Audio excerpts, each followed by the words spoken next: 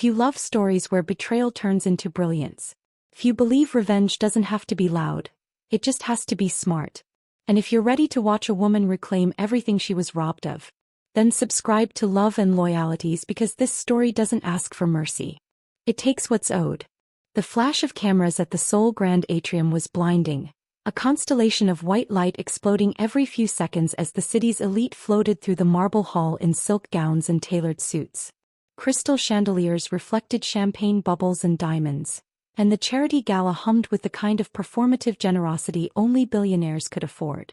Benita Park stood beside her husband, her hand resting lightly on his arm, her posture elegant, controlled, unassuming. That was the first mistake everyone made. They thought she was decorative. Minjun Park smiled for the cameras, confident, adored, the golden boy of Korea's tech renaissance. Founder of Park Dynamics. Visionary. Innovator.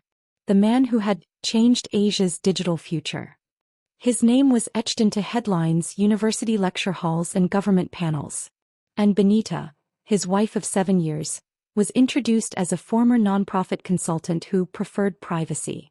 She wore a black velvet gown that hugged her frame without begging for attention. No diamonds. No statement necklace. Her hair was pulled back in a clean, deliberate style that framed her face like punctuation. He was watching. Not the cameras. Not the donors. Not even her husband. She was watching the reflection in the mirrored wall behind him. That's where she saw it. Minjun's hand slipping away from her arm. The pause. The familiar intimacy he didn't think anyone would notice. The woman he leaned toward was younger, draped in silver, laughing too softly, too rehearsed. A board member's niece. Or maybe a sponsor's daughter. Benita didn't care enough to catalog her. What mattered was the way Minjun's eyes changed. She'd seen that look once before, years ago, when she'd cracked a quantum encryption problem in 3 hours and handed him the solution wrapped in humility so he could present it as his own. Pride. Hunger. His lips brushed the woman's ear. Benita felt nothing explode inside her. No heartbreak. No heat. No humiliation. Just clarity. When he kissed the woman, briefly, carelessly, Benita reached for a champagne flute, took a slow sip and turned to face the cameras just as they caught it all. By morning the photos were everywhere. By noon the lawyers were on hold. By evening Minjun came home to an empty penthouse and divorce papers waiting on the marble counter. He laughed when he saw them. That was his second mistake. He didn't laugh when the bank called. Or when the board meeting was postponed indefinitely. Or when the patents he'd been so proud of, his legacy, were suddenly under legal review. Minjun stood in the middle of the penthouse, phone pressed to his ear, sweat darkening the collar of his white shirt. That's not possible, he snapped. I'm the majority shareholder. There was a pause. His face drained of color.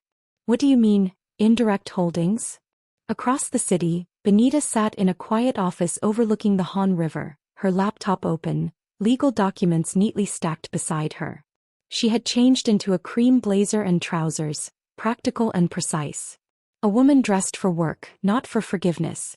Her attorney, a woman with silver-streaked hair and eyes sharp as glass, closed a folder and leaned back. It's airtight, she said. 51%. Quietly accumulated through trusts, shell firms and research grants. All legally yours. Benita nodded. 7 years of patience had never been passive. Minjun had wanted a wife who made him feel tall. Someone who clapped softly from the sidelines.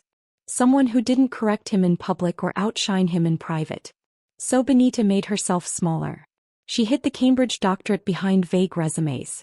She redirected her inheritance through offshore innovation funds. She registered her algorithms under subsidiaries he controlled. Until she controlled them. Every breakthrough Park Dynamics celebrated had her fingerprints embedded so deeply that removing her would collapse the system. She hadn't done it for power. She'd done it for peace. Until peace asked her to swallow disrespect. The first court appearance was a spectacle. Minjun arrived surrounded by lawyers, confidence stitched back onto his face like a tailored suit.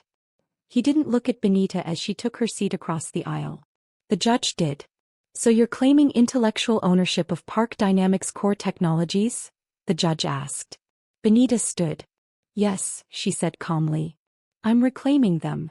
Minjun scoffed under his breath. Then the evidence began. Time-stamped research files. Encrypted email chains. Grant approvals signed in Benita's name. Video lectures recorded under a pseudonym, now traced back to her. The courtroom shifted. Whispers became silence. Minjun's lawyer faltered when the patents were displayed on screen, each one listing Benita's trust as the originating entity. You let him take credit, the judge said slowly. Why? Benita met Minjun's eyes for the first time. Because I loved him, she said. And because he needed to believe he was the smartest person in the room. Minjun's jaw tightened. By the end of the week, Park Dynamics stock plummeted. By the end of the month, Benita owned the building. The media tried to frame it as scandal. They failed. Because Benita didn't scream. Didn't gloat.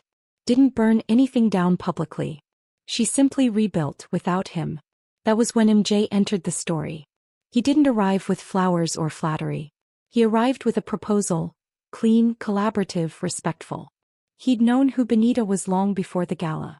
He'd read her papers. Followed her anonymous work.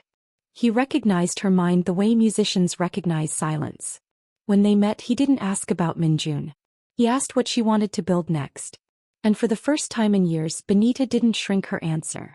If you want part 2, where the courtroom war turns personal, Minjun spirals, and Benita's new empire rises higher than anyone expected, say the word.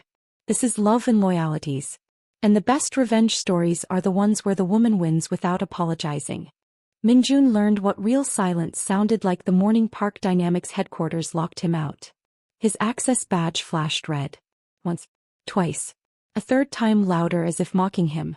The security guard, someone Minjun had personally approved during a culture upgrade, avoided eye contact. Sir, I've been instructed to escort you out. Escort. That word had never been used on him before. Inside the building, screens that once looped his speeches now displayed a neutral blue background with a temporary logo. BP Holdings. Benita's initials. Simple. Clean. Final. Minjun laughed again, but this time it cracked halfway through. This is a misunderstanding, he said, lowering his voice like power still lived there. My wife is emotional. This will be sorted by lunch. The guard didn't move. Minjun walked out alone. Across town, Benita watched the live market feed without expression. She had slept well. Deeply. The kind of sleep that only comes when your body knows you're finally safe. Her phone vibrated. Unknown number. She let it ring. Then again. She turned the phone face down and focused on the meeting in front of her. 12 people sat around the table. Autonomous. Engineers. Legal architects. Not one of them doubted why they were there. This isn't a revenge project, Benita said, her voice steady. It's a correction. MJ sat 2 seats away, hands folded, listening, not dominating. He wore no flashy watch, no loud suit. Quiet wealth. The kind that didn't need to announce itself. What Park Dynamics became, Benita continued, was a monument to ego. What we're building will be infrastructure. Invisible. Unreplaceable. A screen lit up behind her. Maps, data flows, systems that could reshape digital governance, energy distribution, medical AI. This, one engineer whispered, is 10 years ahead of anything on the market.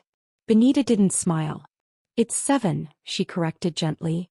MJ's mouth curved, not impressed but appreciative. Minjun, meanwhile, was unraveling.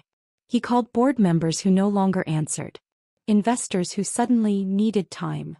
Friends who sent condolences disguised as distance. And then the subpoenas began. Benita's legal team moved with surgical precision. Each filing peeled back another layer of Minjun's myth. The media feast shifted tone. At first they painted him as a fallen genius betrayed by a cold wife.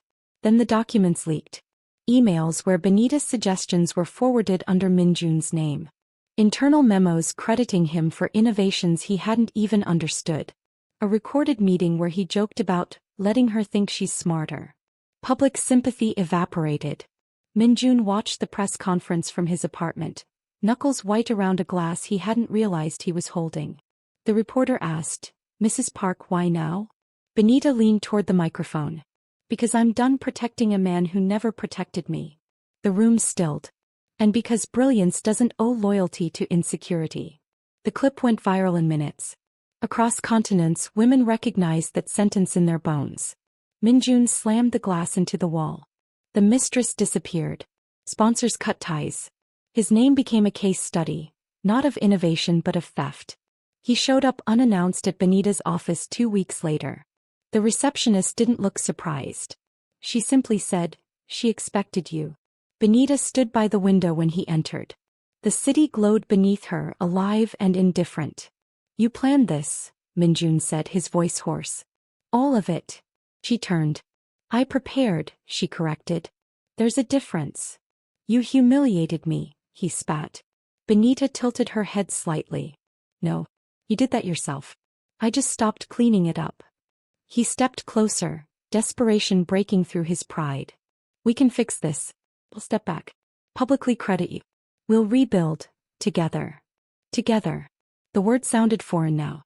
"You never wanted a partner," Benita said softly. "You wanted an audience." Minjun's eyes flicked to the desk, the screens, the quiet authority of the room. "And him," he sneered. "Is that what this is?" Benita followed his gaze to MJ's empty chair. "No," she said. "He's what respect looks like." Security escorted Minjun out.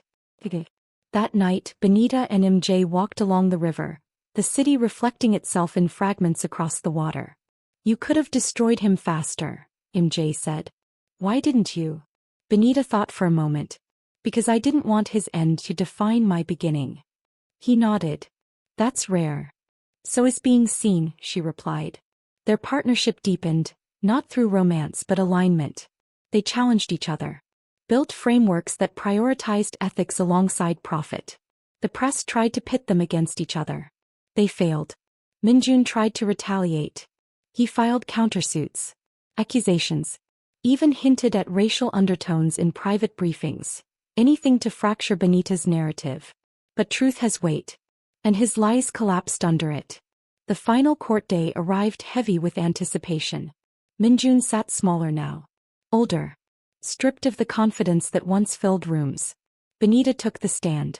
"Do you regret supporting your husband's rise?" the opposing lawyer asked. Benita paused. "I regret shrinking to make someone else feel tall," she said. "I regret believing love required silence." She looked directly at Minjun. "But I don't regret waking up." The verdict was swift. Assets transferred. Patents restored. Public acknowledgement of intellectual theft. Minjun left the courthouse invisible. Benita walked out into sunlight. Reporters shouted questions.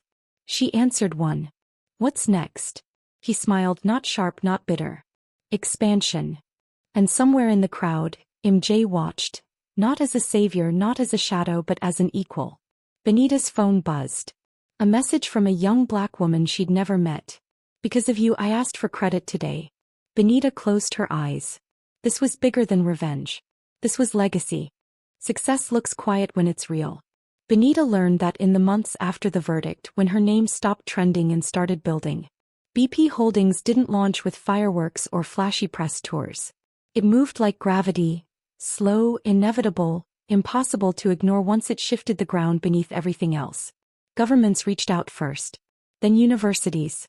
Then hospitals. Entire systems rewired themselves around architectures Benita had imagined years ago while sitting across from Minjun at dinner, nodding politely as he explained her ideas back to her like discoveries. Now no one interrupted her. Boardrooms listened. Engineers leaned forward. Young women took notes like their futures depended on it, because they did. MJ never tried to stand in front of her. He stood with her. When journalists asked if their partnership was romantic, he answered carefully. "It's respectful. That's rarer." They didn't rush anything. There were no grand gestures, no savior narratives. Just late nights reviewing data, shared silences over city lights, laughter when something finally worked. One night, after a 14-hour strategy session, Benita leaned back in her chair and said almost to herself, "I forgot what it feels like to breathe without permission." MJ looked at her. "You never needed it." She smiled. "I know. But I believed I did." Minjun watched all of this from the margins.